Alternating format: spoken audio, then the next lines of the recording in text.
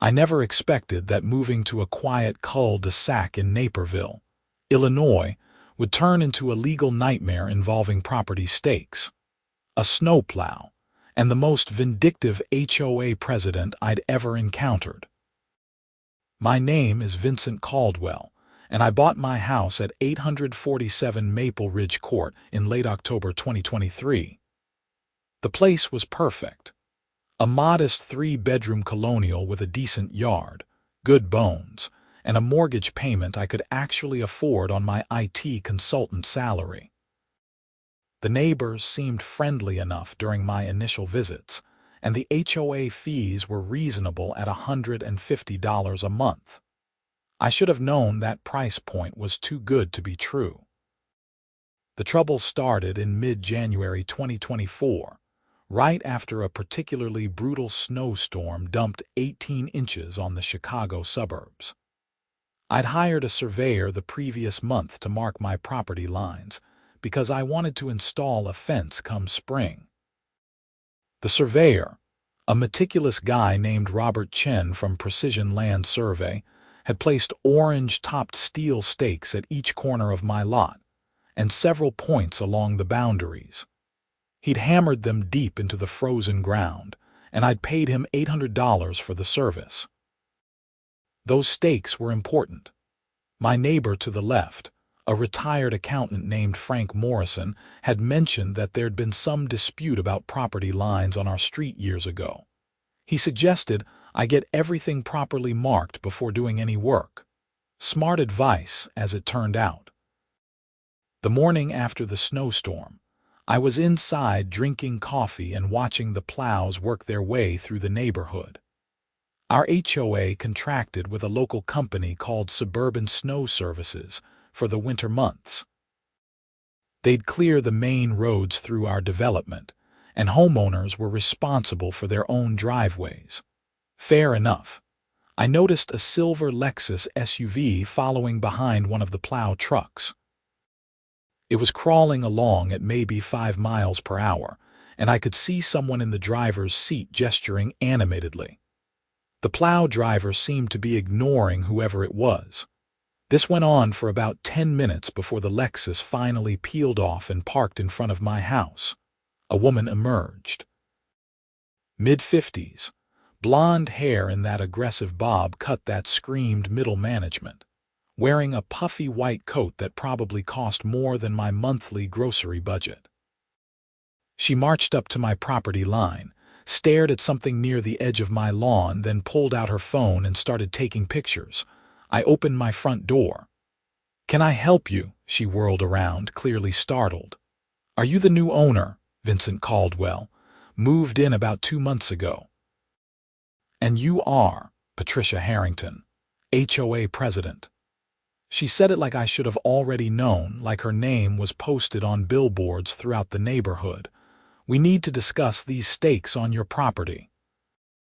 I walked down my driveway, still in my slippers, which I immediately regretted as snow seeped into them. What about them? I had a surveyor mark my property lines, planning to put up a fence in the spring. Patricia's face did something complicated. Not quite a smile, not quite a scowl, but somewhere in the unpleasant middle. "These stakes are a visual nuisance and they're not in compliance with HOA aesthetic guidelines. Section 12, Paragraph 4 of the Covenant Codes clearly states that any markers, posts, or decorative elements visible from the street must be approved by the Architectural Review Committee." "They are temporary survey markers," I said, trying to keep my voice level. "They'll come down once the fence is installed. The fence also needs approval." Patricia pulled out her phone and started scrolling through something. "Have you submitted the required documentation? Design plans, materials list, color samples, and the $100 review fee?" I hadn't. Nobody had mentioned any of this when I closed on the house. "I'll look into it." "You do that." She turned to leave, then paused. "And those stakes need to come out. They're tacky." I watched her drive away in her Lexus, wondering what I'd gotten myself into. Frank had warned me that Patricia was particular about HOA rules, but this seemed excessive. I went back inside, dried off my feet, and promptly forgot about the entire interaction. Big mistake. 3 days later, another snowstorm hit. This one wasn't as bad, only about 6 inches, but it came down fast during the night. I woke up around 7 to the sound of diesel engines and scraping metal. The plows were out early, which I appreciated. I had a client meeting at 9 and needed to get on the road. I was in the shower when I heard a tremendous crashing sound, followed by the screech of metal on metal. Then silence. Then a woman's voice, shrill enough to penetrate through bathroom walls and running water, screaming something I couldn't make out. I threw on jeans and a sweater and ran outside barefoot, which was stupid, but adrenaline makes you do stupid things. My front yard looked like a disaster zone. The plow truck was stopped at an angle in the middle of the street, its driver climbing out of the cab. Patricia Harrington's silver Lexus was half on the curb, half on my lawn, with its front right tire completely shredded. And my property stakes, the ones I'd paid good money for, were scattered across the street like pickup sticks. Patricia was standing next to her SUV, face red, pointing at the plow driver. "You did this. You ran me off the road. I'm calling my lawyer. I'm calling the police. This is assault with a deadly weapon." The plow driver, a heavy-set guy in his 40s with a Cubs hat, looked bewildered. "Lady, you were tailgating me for 3 blocks. I stopped because I couldn't see with you on my bumper and you swerved to avoid hitting me. I didn't touch your vehicle." "Liar. You turned right into me." I noticed something then. Several of my property stakes were under Patricia's Lexus. Not near it, under it. The front bumper was crumpled and orange paint was scraped along the undercarriage. One of the steel stakes was actually embedded in the front grille. "What happened to my property markers?" I called out. Patricia spun toward me. "Your illegal markers destroyed my car." "This is your fault. Those stakes shouldn't have been there." I stared at her. "They were marking my property line. On my property. How did you hit them?" I was following the plow to make sure he was doing his job correctly. "He made an erratic maneuver and I had to swerve, and your markers were sticking up like booby traps. I could have been killed." The plow driver shook his head. "I stopped because you were blinding me with your high beams. You went around me and drove straight up onto his lawn. I saw the whole thing." Frank Morrison had come out of his house now, along with several other neighbors. A woman I didn't know was recording everything on her phone. Patricia noticed and started yelling at her too. "Delete that. You don't have permission to film me. This is harassment." I pulled out my own phone and called the Naperville Police Department. If Patricia wanted to make this an official incident, we'd make it official. I also walked around her Lexus, taking my own photos of the damage. The evidence was pretty clear. She'd driven onto my lawn, hit multiple property stakes with enough force to bend steel, and shredded her tire on the curb trying to get back onto the street. 2 police officers arrived about 15 minutes later. By then, Patricia had called someone on her phone and was sitting in the passenger seat of her destroyed SUV, periodically emerging to interject her version of events. The plow driver, whose name turned out to be Mike Kowalski, gave his statement calmly and professionally. I provided mine. Frank offered his as a witness, even though he'd only seen the aftermath.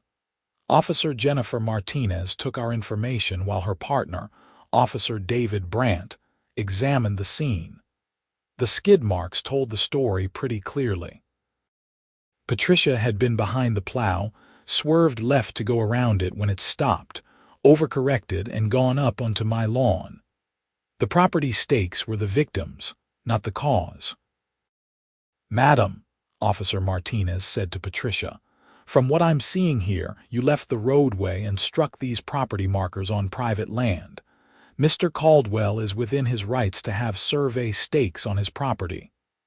They weren't visible under the snow, Patricia snapped. This is a safety hazard. The HOA has regulations about this exact situation.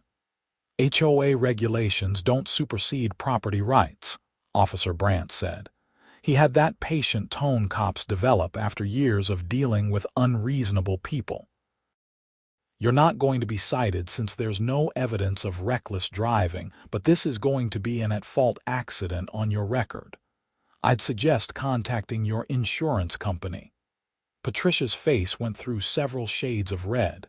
This is absurd. I'm the victim here. That plow driver forced me off the road, and these illegal stakes destroyed my vehicle. Officer Martinez handed her a report number. You can contest it through your insurance company, but that's between you and them. Mr. Caldwell, you'll want to document the damage to your property markers for your records. Madam, you'll need to have your vehicle towed. It's not drivable with that tire. I watched as Patricia called a tow truck, her voice tight with barely contained fury. Mike the plow driver gave me his contact information and his company's insurance details, even though he hadn't done anything wrong. I've been plowing for 15 years, he said quietly. Never had someone tailgate me like that. She was riding my bumper for blocks, flashing her lights, honking. I stopped because I literally couldn't see. Why was she following you? Mike shrugged. She kept yelling something about me missing spots and not doing my job right. Lady, I'm following the route your HOA paid for. If she's got complaints, she can take it up with my supervisor. After everyone left, I surveyed the damage. 7 property stakes were destroyed or missing. The steel ones that had been hit directly were bent beyond use. The rest had been knocked out of position. I'd have to call Robert Chin back out to remark everything, which meant another $800. Plus, the tire ruts in my lawn had torn up the grass pretty badly. It was frozen now, but come spring, I'd need to reseed and probably bring in topsoil. I documented everything with photos and measurements, then went to my laptop and typed up a detailed incident report while it was fresh in my mind. I also checked the HOA covenants, which I'd received as part of my closing documents, but admittedly hadn't read thoroughly. Section 12. Paragraph 4 did mention aesthetic guidelines, but there was a specific exemption for temporary construction and surveying equipment. My stakes were perfectly legal.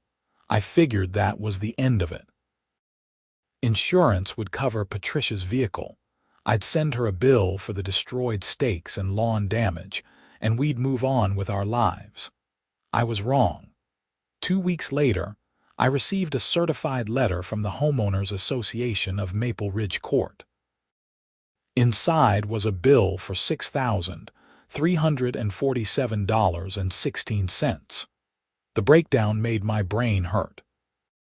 According to the letter, signed by Patricia Harrington in her capacity as HOA president, I was being assessed for the following: replacement transmission for her Lexus SUV, which had been damaged when she struck my property stakes, towing fees, rental car costs for 2 weeks, pain and suffering, and a fine for violating HOA aesthetic guidelines regarding temporary markers. I read it 3 times, certain I was missing something. The logic was insane. She'd driven onto my property, destroyed my legally placed survey markers, and was now billing me for her vehicle damage. The transmission claim was particularly baffling. How would hitting survey stakes damage a transmission? I called my insurance company, State Farm, and explained the situation. My agent, a helpful woman named Sarah Patel, listened patiently. Mr. Caldwell, this doesn't sound like something your homeowner's insurance would cover, since you didn't actually damage her vehicle. She damaged your property. If anything, her auto insurance should be covering her repairs, minus her deductible. and they definitely wouldn't cover a transmission unless she could prove the stakes caused that specific damage. So what do I do about this bill? Don't pay it. Respond in writing that you dispute the charges. Document everything. If they try to put a lien on your property, contact a lawyer immediately. HOAs have some power, but they can't just arbitrarily bill homeowners for things like this. I drafted a response letter that same afternoon. I kept it professional but firm.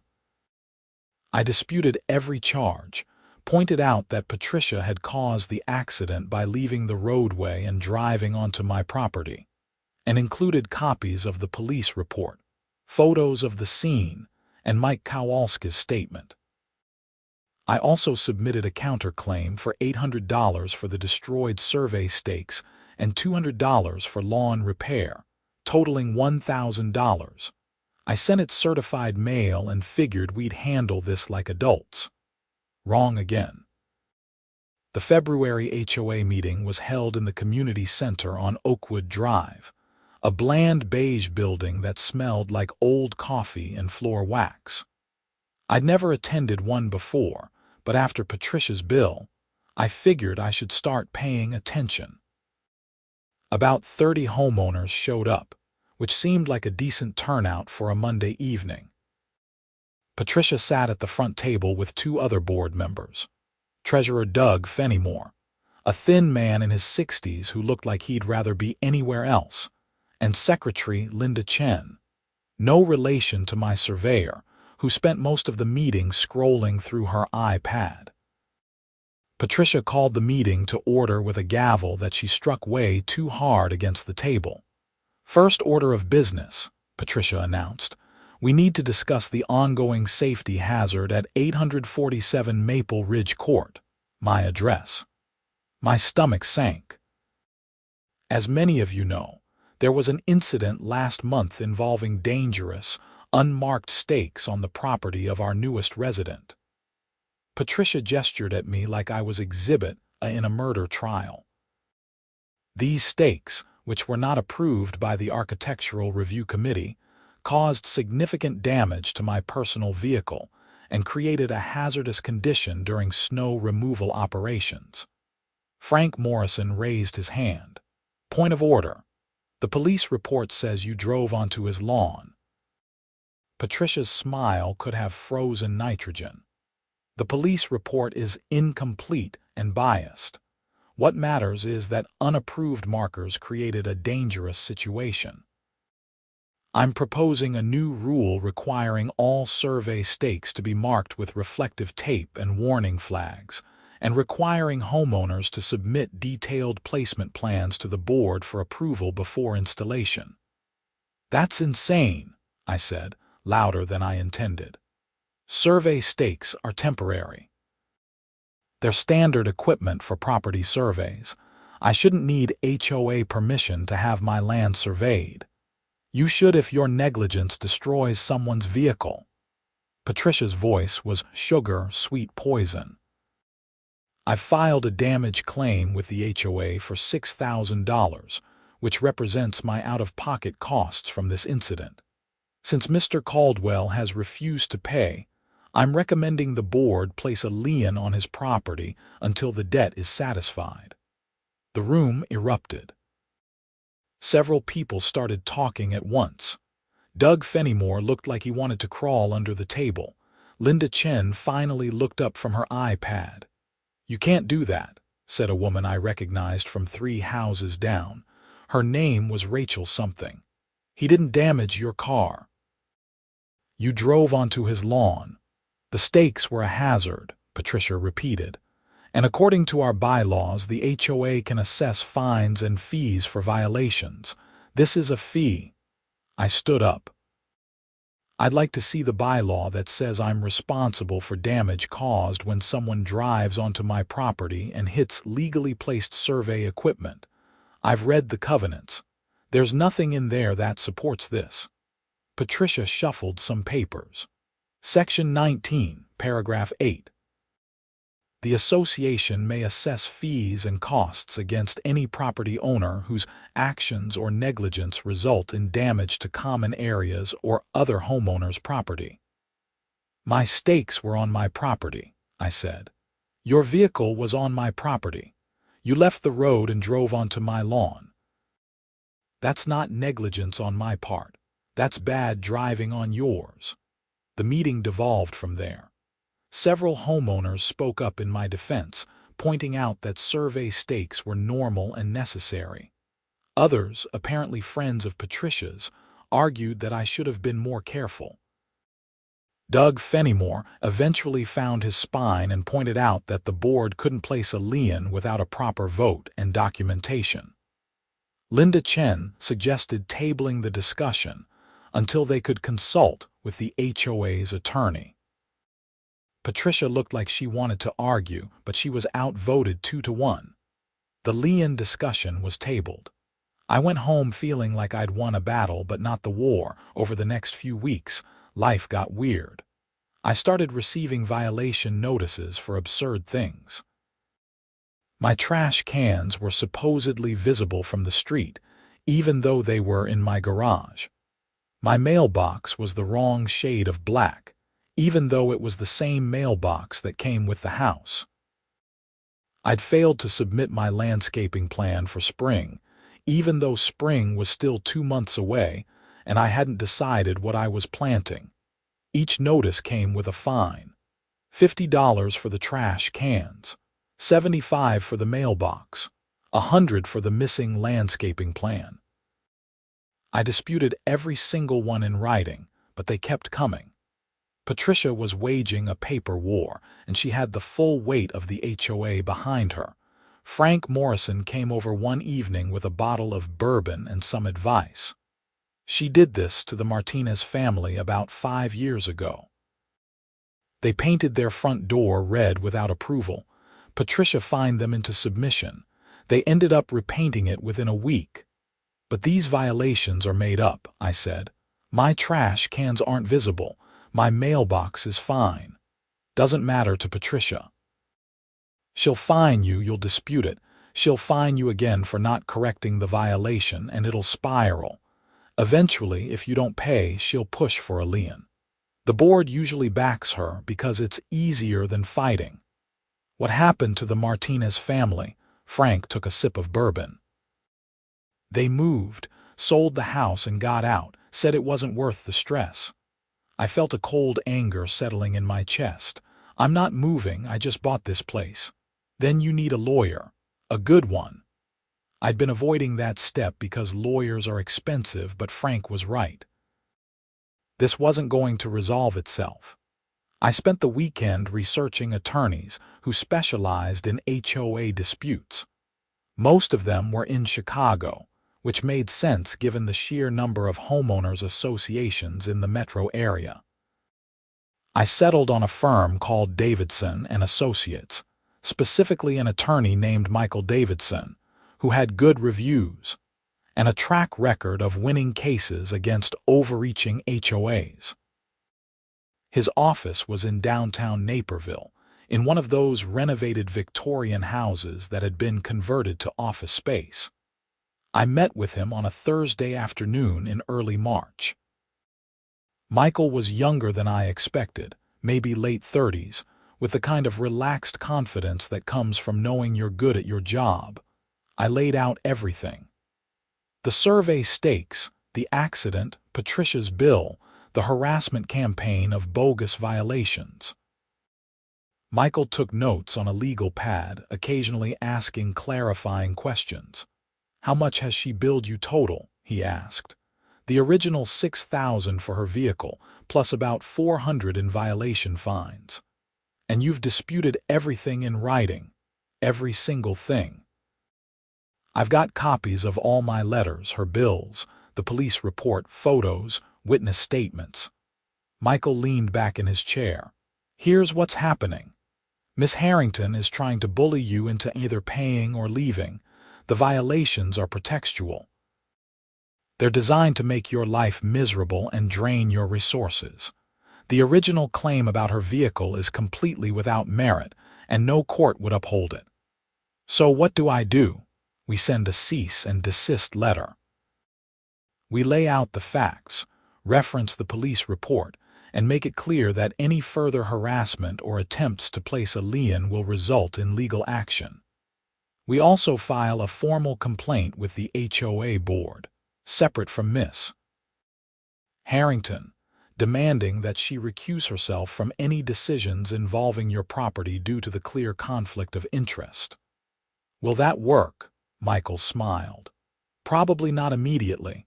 People like Patricia Harrington don't back down easily, but it establishes a paper trail. If this goes to court, and it might, we'll need to show that we tried to resolve it reasonably and she refused.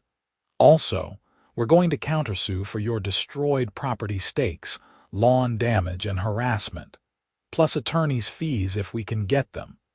How much is this going to cost me? My retainer is $3,000.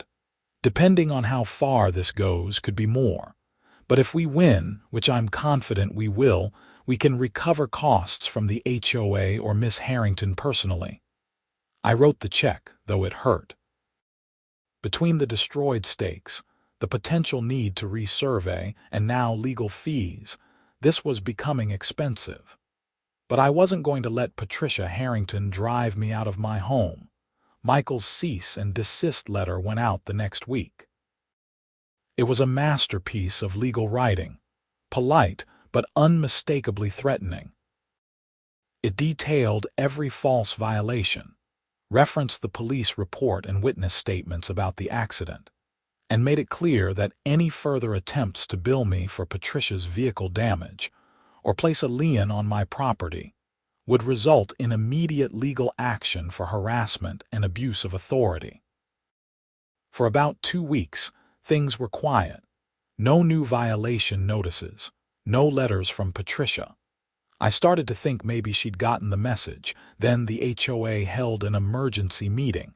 I wasn't notified, which was the first red flag. Frank Morrison called me at 9:30 on a Tuesday night. Vincent, you need to check the HOA website. They posted meeting minutes. You're not going to like it. I pulled up the Maple Ridge Court HOA website on my laptop. Sure enough, there were minutes from an emergency board meeting held that afternoon. Present were Patricia Harrington, Doug Fenimore, and Linda Chen. The only agenda item was assessment of special fees for property at 847 Maple Ridge Court. According to the minutes, the board had voted 2-1, with Doug voting against, to place a lien on my property for unpaid fines and assessments totaling $7,200. This new figure included the original $6,000 for Patricia's vehicle, plus accumulated fines, late fees, and a new charge for attorney consultation fees since I'd hired a lawyer. They were billing me for the cost of them consulting their attorney about my dispute. I forwarded the minutes to Michael Davidson. He called me back within 20 minutes, which I appreciated. This is retaliation and it's illegal. They can't hold an emergency meeting without proper notice to all homeowners. They can't assess fees without a legitimate basis, and they absolutely cannot charge you for their legal costs in defending against your legitimate dispute. We're filing an injunction first thing tomorrow. An injunction. A court order preventing them from placing the lien until this is sorted out. If they've already filed it, we'll get it removed. This is beyond standard HOA overreach. This is harassment and abuse of power. The next few weeks were a blur of legal activity. Michael filed the injunction in DuPage County Circuit Court. The judge, a no-nonsense woman named Sandra Morrison, granted a temporary restraining order preventing the HOA from placing the lien. We were scheduled for a full hearing in 2 weeks. Patricia responded by having the HOA's attorney, a shark-eyed man named Bernard Whitmore from some firm in Oak Brook, file a motion to dismiss. His argument was that the court didn't have jurisdiction over internal HOA matters, and that I needed to exhaust all internal dispute resolution procedures before seeking legal relief. Michael countered that Patricia's personal conflict of interest and retaliatory behavior made internal resolution impossible. Judge Morrison agreed and set a hearing date for April 15th. Meanwhile, I continued documenting everything. I installed a security camera system on my house, front and back, with cloud storage. If Patricia or anyone else tried anything else, I'd have video evidence.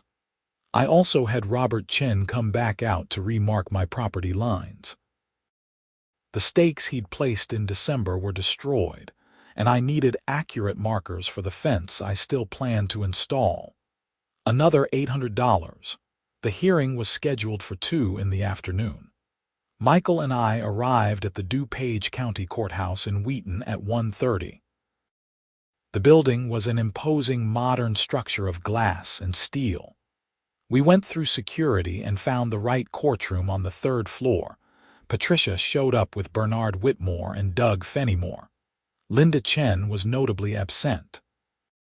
Patricia was dressed like she was attending a funeral, all in black with a severe expression. She didn't acknowledge me. Judge Morrison called the case at 2:15. Michael presented our argument first. He laid out the timeline, the accident, the police report, my dispute of the charges, Patricia's retaliatory violation notices, and the illegal emergency meeting.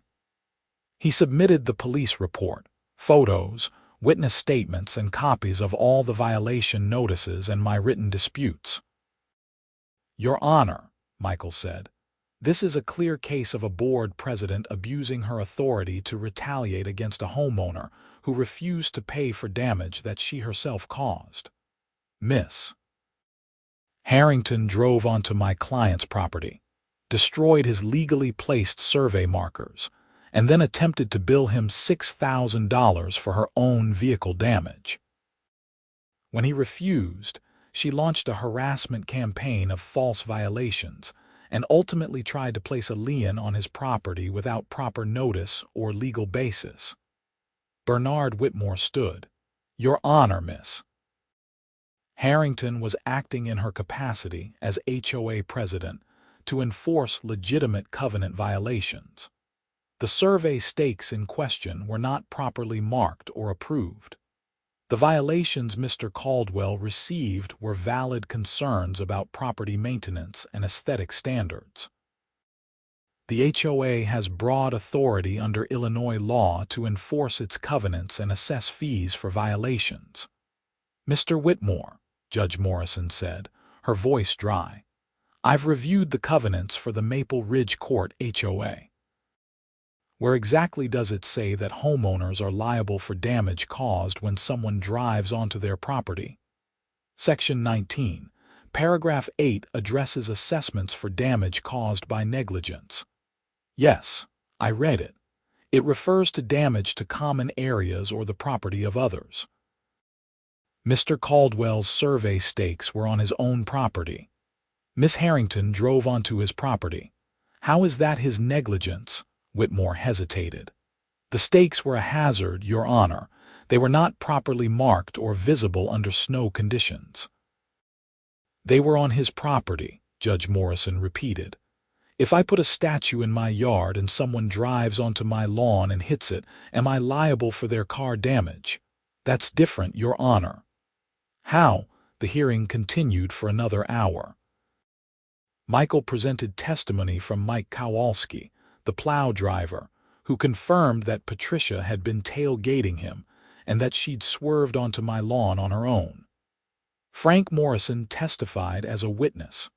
I testified about the harassment campaign and the bogus violations. Patricia's testimony was something else.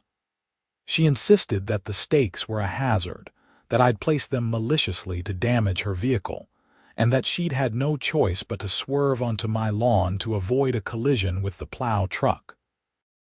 When Michael asked her why the skid marks and physical evidence showed she'd gone around the plow truck rather than away from it, she got flustered. I don't remember the exact details.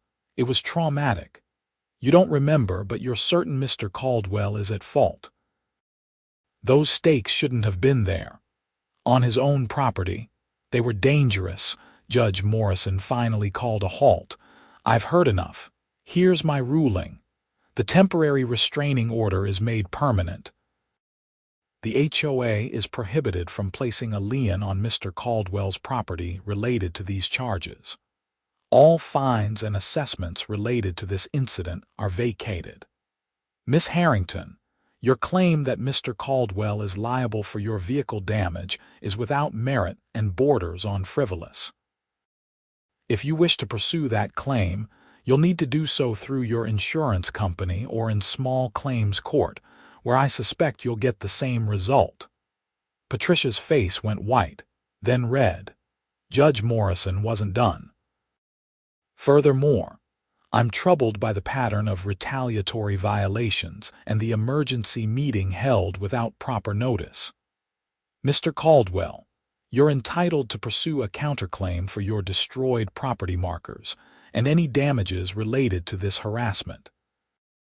I'd suggest you work that out with your attorney. We left the courthouse victorious, but I could see Patricia glaring at me from across the parking lot. This wasn't over. She'd lost the battle, but she was still HOA president. True to form, Patricia found new ways to make my life difficult. She couldn't fine me for fake violations anymore, not without risking another court date, but she could make everything harder. My fence permit application, which I'd submitted in March with all the required documentation, sat on her desk for weeks without approval. I called, emailed, and finally showed up at her house to ask about it. She answered the door in yoga pants and an oversized sweater. Mr. Caldwell, what can I do for you? My fence application. It's been 6 weeks. The covenants say approval or denial should happen within 30 days. The Architectural Review Committee has concerns about your proposed design. What concerns? It's a 4-foot cedar fence, stained natural, exactly like 3 other fences on this street. Patricia smiled that cold smile. Those fences were approved under the old guidelines. We've updated our standards. Your fence needs to be reviewed under the new criteria. What new criteria? Nothing's been posted. The board is still finalizing the language. Once we do, we'll let you know if your design is compliant. It was a stalemate. She couldn't find me, but she could delay everything indefinitely. Michael suggested filing a motion to compel approval, but that meant more legal fees and more time in court. I was tired. This whole situation had dragged on for months and cost me thousands of dollars. Then something unexpected happened. I got a call from Linda Chen, the HOA secretary. She asked if she could meet with me privately. We agreed on a coffee shop in downtown Naperville, neutral territory. Linda showed up looking nervous. She ordered a latte and didn't touch it. I'm resigning from the board, she said without preamble. I wanted you to know because I think you deserve to understand what's really going on. Okay, I said carefully. Patricia is obsessed with you. Ever since the accident, she's been fixated on making you pay, literally and figuratively. The violations, the fines, the emergency meeting, all of it was her idea. Doug and I went along because, honestly, it's easier than fighting her. But after the court hearing, I realized this is insane. She's abusing her position and I'm complicit. Why is she so focused on me?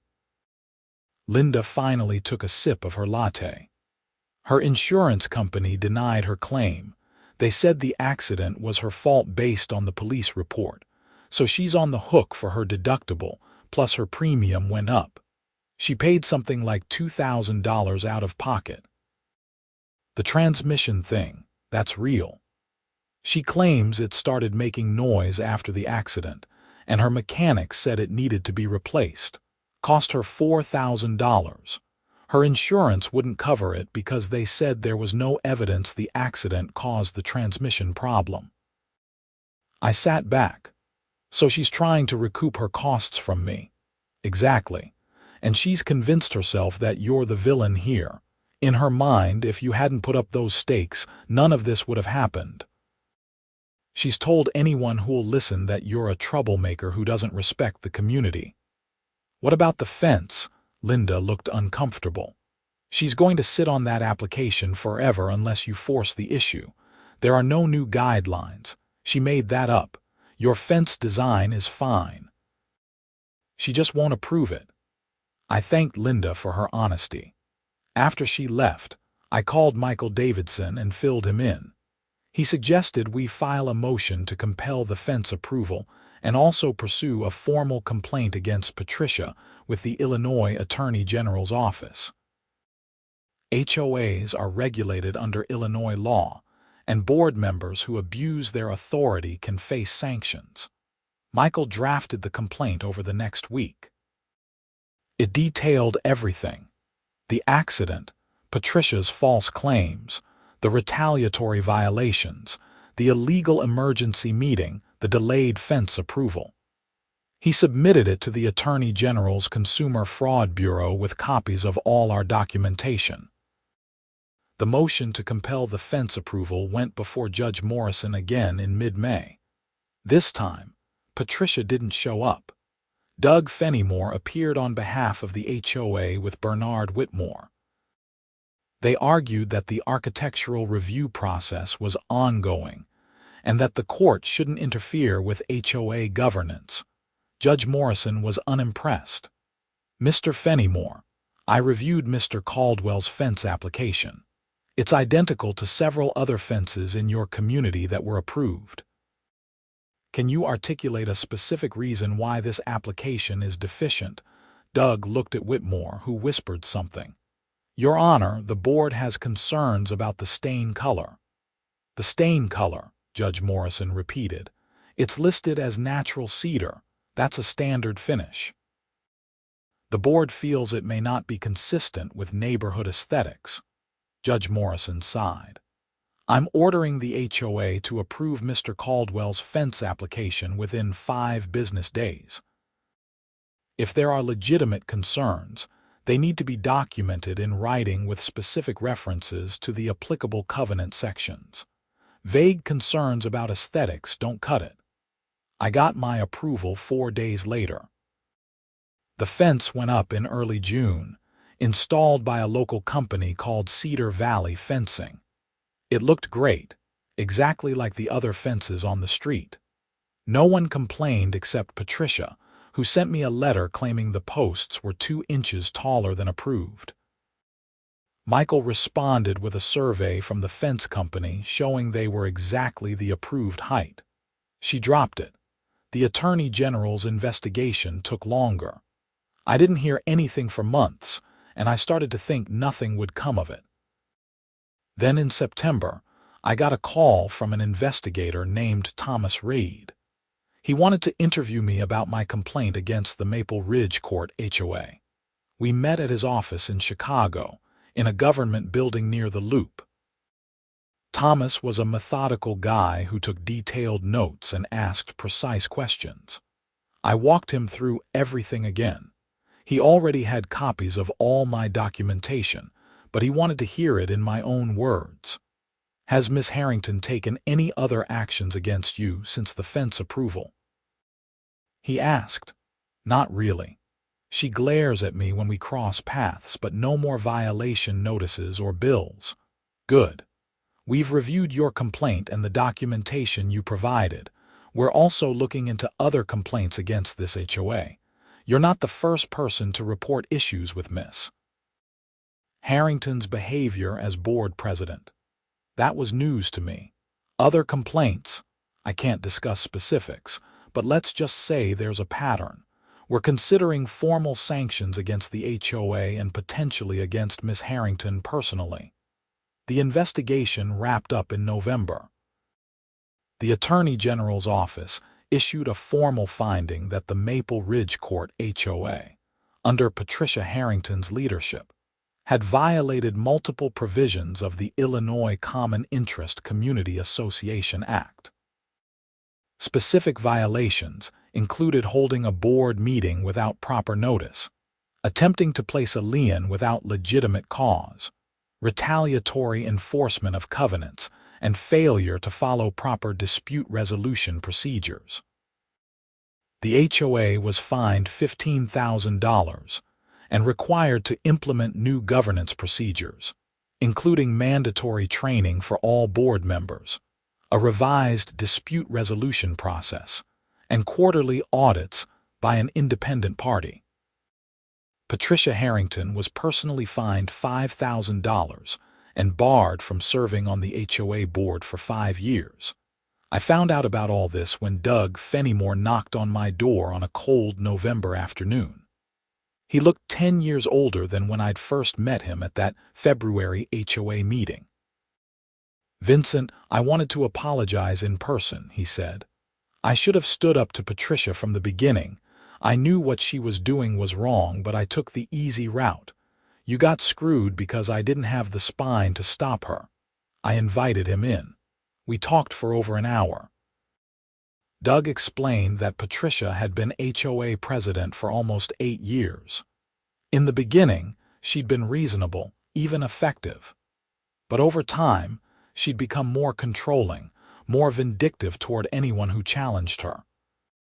Several families had moved out over the years because of conflicts with her. "Why didn't anyone vote her out?" I asked. "She runs unopposed. Most people don't want the job, and the few who have tried to challenge her get frozen out. She makes their lives hell until they give up." "You're actually the first person who fought back and won. What happens now? We're holding new elections in December. I'm running for president. So is Frank Morrison. A couple other people have expressed interest. Patricia's prohibited from serving, so we'll actually have a chance to reset the board culture." Doug won the election. Frank became vice president, and a woman named Sandra Park took over as secretary. The new board's first action was to formally apologize to me and several other homeowners who'd been on the receiving end of Patricia's harassment. They also voted to reimburse me for my destroyed property stakes and the cost of resurveying. It wasn't the full amount I'd spent on legal fees, but it was something. I also received a check from Patricia's auto insurance company. Apparently, after the Attorney General's investigation, they'd reopened her claim and determined that she'd been partially at fault for the accident, but that I also had some liability for having stakes on my property near the road. It was convoluted reasoning, but they cut me a check for $500 for nuisance and property damage. I cashed it. Patricia herself went quiet. I saw her occasionally, usually getting into her car or checking her mail. She'd had the Lexus repaired, though I noticed the front bumper was a slightly different shade of silver.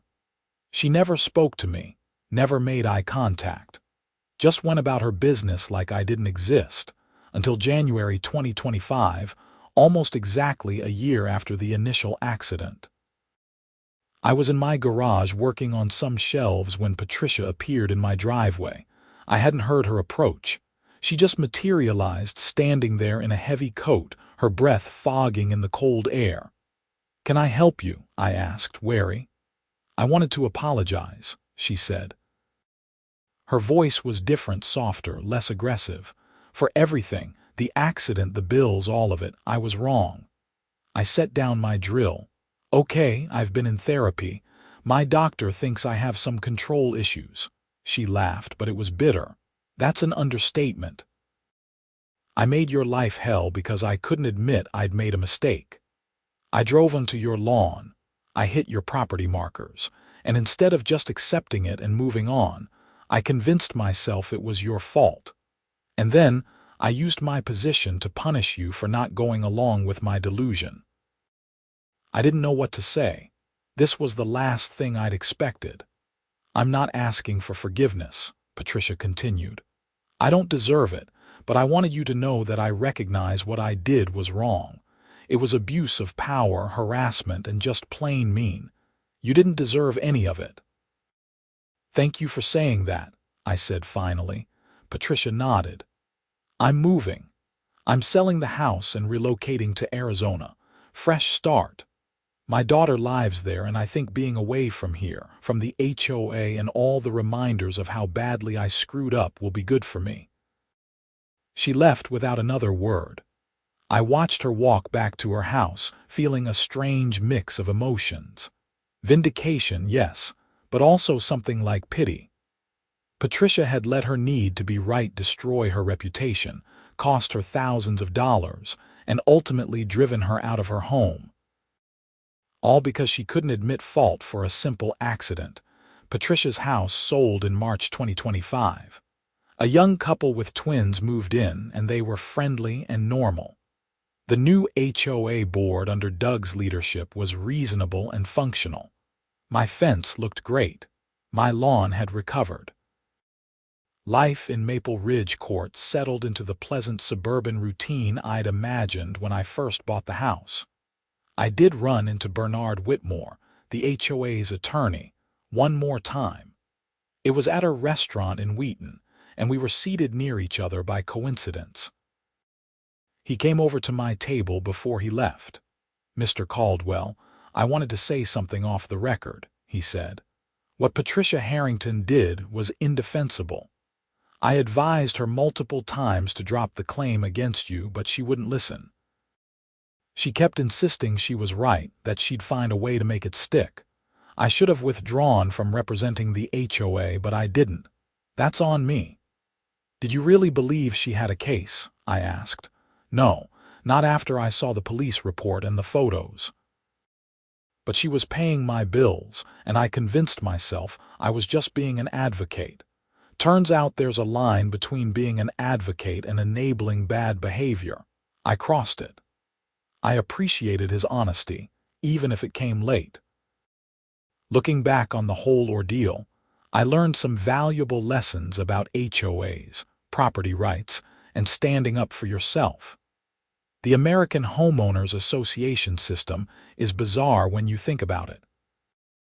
You buy property, but then you're subject to this quasi-governmental organization that can fine you, restrict what you do with your land, and potentially even take your home if you don't pay their assessments.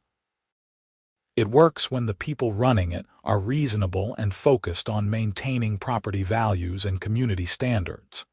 It becomes tyranny when someone like Patricia gets power and uses it to settle personal scores.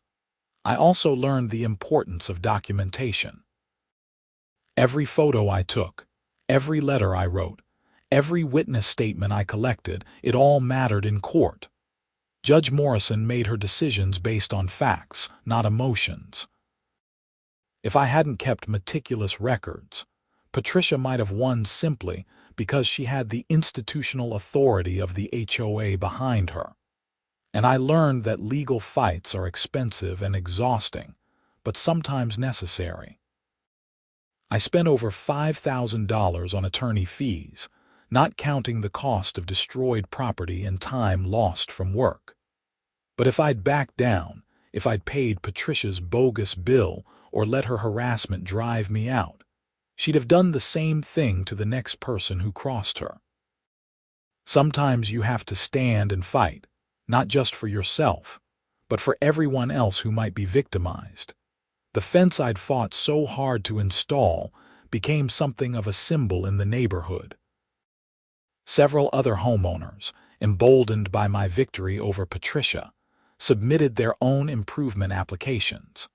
Cedar fences went up on 3 more properties. Someone installed a beautiful rock garden that definitely wouldn't have been approved under Patricia's regime. The neighborhood started to feel less like a museum with rigid rules, and more like a living community where people could make their homes their own. Doug Fenimore told me at a neighborhood barbecue that summer that the HOA's culture had completely changed. "People aren't afraid anymore," he said. "They know they can question board decisions, submit appeals, and they won't be punished for it. We're actually functioning like a homeowners association should, maintaining common areas and property values, not micromanaging everyone's lives." I stayed in touch with Michael Davidson, too. He told me that HOA abuse cases were surprisingly common in Illinois and across the country. You wouldn't believe some of the stories, he said. People fined thousands of dollars for having the wrong shade of white paint.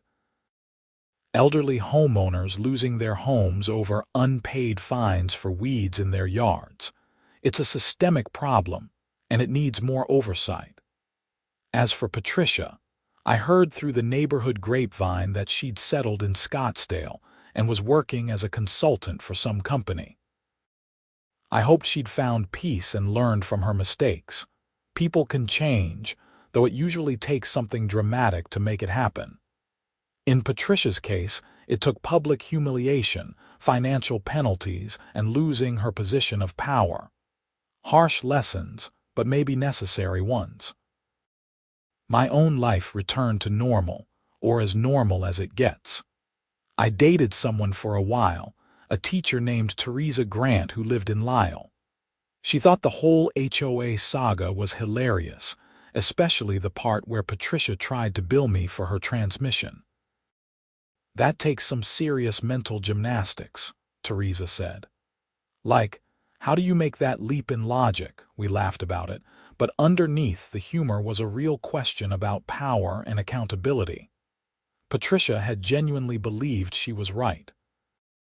She'd convinced herself that my property markers were a hazard, that I was at fault, and that she deserved compensation. It was a kind of delusion born from always being in charge and never being challenged. When your decisions go unquestioned for years, you start to think you're infallible. The final chapter of the whole story came in September 2025, almost 2 years after the original incident. I received a check in the mail from Patricia Harrington's attorney, not Bernard Whitmore but someone new, for $1,000. There was a brief note. Settlement payment for property damage and related costs. This payment constitutes full and final settlement of all claims between the parties. I stared at the check for a long time. It wasn't the full amount I'd spent fighting her, not even close. But it was an acknowledgement, in the most concrete way possible, that she'd been wrong and I'd been right. I deposited the check and used the money to buy a new grill for my backyard. Every time I used it, I thought about property rights, reasonable people, and the importance of standing up to bullies, even when they have titles and authority. The survey stakes that started everything were long gone, replaced by my fence. But I kept one of the bent steel stakes in my garage, a reminder of the whole ordeal. Sometimes when I'm out there working on projects, I look at it and remember those months of stress and conflict. And then I look at my fence, my yard, my home, and I feel grateful that I fought back. Because at the end of the day, this wasn't really about survey stakes or transmissions or HOA rules. It was about someone trying to use power to avoid responsibility, and someone else refusing to let them get away with it. In a small way, in a quiet cul-de-sac in Naperville, Illinois, justice was served. Not perfect justice, not quick justice, but justice nonetheless. And that fence I fought so hard to install. It's still standing, solid cedar posts and rails, stained natural and aging beautifully. My neighbors compliment it regularly. Kids in the neighborhood sometimes play near it. It's become part of the landscape, unremarkable and ordinary, which is exactly what it should be. I still live at 847 Maple Ridge Court. I still pay my HOA dues, though they've actually gone down under Doug's leadership. I attend the occasional HOA meeting, usually when there's something interesting on the agenda. I vote in the board elections. I participate in the community, because that's what you're supposed to do when you own a home in a neighborhood. But I also keep Michael Davidson's number in my phone, just in case. And I maintain my documentation habits, filing away receipts and correspondence, photographing any work I do on the property. Once you've been through an HOA dispute, you never quite lose that vigilance. It's like a scar that's healed but still reminds you where you were injured. Frank Morrison and I became good friends through all this. He was the first person to warn me about Patricia, and he testified on my behalf in court. We have dinner occasionally, usually at his place since he's a better cook than me. He's told me more stories about Patricia's reign as HOA president, incidents I hadn't known about. The family that painted their door red wasn't the only one. There was a couple who'd put up a bird feeder that Patricia deemed an attractant for vermin. A guy who'd planted tomatoes in his front yard instead of flowers and got fined weekly until he moved them to the back. An elderly woman who'd been cited for her grass being a quarter-inch too long because she couldn't afford a lawn service and had trouble pushing her mower. "You know what the saddest part is?" Frank said one evening. Patricia probably thought she was helping the neighborhood. In her mind, she was maintaining standards, protecting property values. She couldn't see that she was actually making people miserable and driving them away. That perspective stuck with me. It's easy to demonize someone like Patricia, to see her as simply a villain. But the reality is more complicated. She'd taken on a thankless volunteer job, poured time and energy into it, and gradually lost perspective. The power went to her head, and nobody checked it until it was too late. The HOA system itself enables people like Patricia. When you give volunteer board members the power to fine, to place liens, to approve or deny property improvements, you're creating a structure that can be abused. And unlike actual government, there's very little oversight until someone is willing to fight back through the courts. Since my case, Illinois has actually strengthened some of its HOA regulations. The Attorney General's office now requires more transparency in HOA operations, including public posting of meeting minutes, clear dispute resolution procedures, and limits on emergency meetings. It's not enough, but it's something. I like to think my fight with Patricia contributed to that, even in a small way. Teresa and I eventually broke up, amicably enough. She got a job offer in Colorado and decided to take it. We still email occasionally. She sent me a photo last Christmas of a house she'd bought in Boulder, specifically noting that it wasn't in an HOA community. "Learned from your experience," she wrote. "Property rights matter." I've thought about that a lot. Property rights do matter. When you buy a home, you should have reasonable control over it. Yes, there's value in maintaining neighborhood standards and protecting property values. But there's also value in freedom, in being able to make your own choices about your own land without needing permission from a committee of neighbors. The balance is tricky. I've seen neighborhoods without HOAs that look run down, with houses in disrepair and yards full of junk. And I've lived in an HOA neighborhood that was well maintained and pleasant. The question is always where to draw the line, and the answer probably varies by community. For Maple Ridge Court, under Doug's leadership, we've found a decent balance. The HOA maintains the common areas, enforces basic standards like keeping lawns mowed and houses painted, and stays out of the details. You want a fence? Here are the basic requirements about height and material. You want to plant a garden? Go for it. Want to paint your front door an unusual color? Maybe run it by the board first, but probably it'll be fine. It's common sense governance, which shouldn't be revolutionary but somehow feels like it after Patricia's regime. I think about those survey stakes sometimes, the orange-topped steel markers that caused so much trouble. They were just tools, neutral objects doing a job, but they became symbols, weapons in a conflict that shouldn't have happened. If Patricia had just admitted fault for the accident, paid her deductible, and moved on, none of the rest would have occurred. If she'd had even a shred of self-awareness or willingness to admit error, thousands of dollars in legal fees and hours of stress could have been avoided. But she didn't. And so we fought it out through letters and hearings and investigations, and eventually the truth won. Not because truth always wins, but because I had the resources to fight and the stubbornness to see it through. I think about people who don't have those resources, who can't afford attorneys or don't know their rights, and I wonder how many of them get steamrolled by HOA boards with too much power and too little accountability. It's made me more politically aware, honestly. I pay attention now to local elections, to state representatives who propose HOA reforms, to news stories about association abuse. I've even testified at a state legislature committee hearing about HOA oversight. I'm not an activist by nature, but this experience radicalized me in a small way. My house is worth more now than when I bought it. Property values in Naperville have gone up across the board, but Maple Ridge Court has done particularly well. Ironically, the neighborhood is more desirable now than it was under Patricia's strict regime.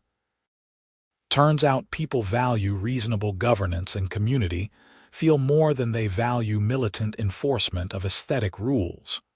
Who knew? I've done more work on the house over the past couple years. Renovated the kitchen, updated the bathrooms, built that deck I'd always wanted.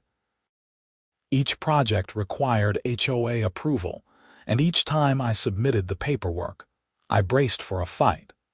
But each time, the approval came back within a week or two with no issues. It's amazing how much easier life is when your HOA isn't actively working against you. Frank Morrison retired last year and has been spending his time gardening and volunteering. He's become something of a mentor figure in the neighborhood, the guy people go to for advice about dealing with the HOA or understanding the covenants. He's talked about writing a guide for new homeowners in HOA communities, a practical handbook about rights and responsibilities. I've encouraged him. Something like that could have saved me a lot of trouble if it had existed when I moved in. Doug Fenimore is running for re-election as HOA president this year. He'll win easily. He's been competent, fair, and boring in the best possible way. The HOA newsletter he sends out monthly is full of information about upcoming maintenance projects and reminders about community events. It's not exciting, but it doesn't need to be. HOAs should be boring. When they become dramatic, something has gone wrong. I ran into Bernard Whitmore one more time at a legal conference where I was presenting on IT security issues. He was there for a different session. We had coffee during a break and he told me he'd stopped taking HOA cases. Too much drama, he said, and too often I'm defending the indefensible. I'd rather represent clients who are actually in the right. I respected that decision. It takes courage to walk away from a steady income stream because of ethical concerns. As I write this in early 2026, it's been over 2 years since the accident that started everything. The physical evidence is gone. The tire ruts in my lawn healed. The survey stakes are buried under my fence posts. Patricia's Lexus was repaired and then sold when she moved to Arizona. The only tangible reminders are the legal documents in a file box in my basement and that bent steel stake in my garage, but the intangible effects remain. I'm more aware of my rights as a property owner. I'm more engaged in my community. I'm more willing to stand up to authority when that authority is being abused, and I'm more careful about reading the fine print before signing contracts, especially anything involving HOA covenants. I've also become the neighborhood's unofficial expert on HOA disputes. People come to me with questions, complaints, concerns. I try to help where I can, usually by encouraging them to document everything and stay calm. Most disputes can be resolved reasonably if both parties act in good faith. It's when one side becomes unreasonable, when personal grudges override common sense, that you need lawyers and courts. My final thought on all of this: homeowners associations serve a purpose, and in theory, they are a reasonable way to maintain community standards and property values. But they're only as good as the people running them. Give power to someone reasonable, and you get reasonable outcomes. Give power to someone like Patricia Harrington, someone who can't admit fault and uses authority as a weapon, and you get tyranny on a small scale. The good news is that these petty tyrants can be defeated. It takes effort, resources, and stubbornness, but it can be done. The legal system, for all its flaws, does provide remedies. Judges like Sandra Morrison will listen to evidence and rule fairly. State regulatory agencies will investigate abuse. And ultimately, truth and documentation tend to prevail over bluster and authority. I'm glad I fought. I'm glad I didn't back down, didn't pay the bogus bill, didn't let Patricia drive me out of my home. The cost was real in money and stress and time, but the alternative would have been worse. I'd have spent years wondering if I'd made a mistake, if I should have stood up for myself, if I'd let a bully win. Instead, I know I did the right thing. My fence stands as proof. My clear HOA record stands as proof. And somewhere in Arizona, Patricia Harrington knows she was wrong, even if it took therapy and financial penalties and public embarrassment to get her there. The survey stakes that started it all were just pieces of steel with orange tops, markers of boundaries and property rights. But they became something more, symbols of standing your ground and refusing to accept someone else's false narrative about fault and responsibility. I'm glad those stakes were there, even though they got destroyed. They did their job and more.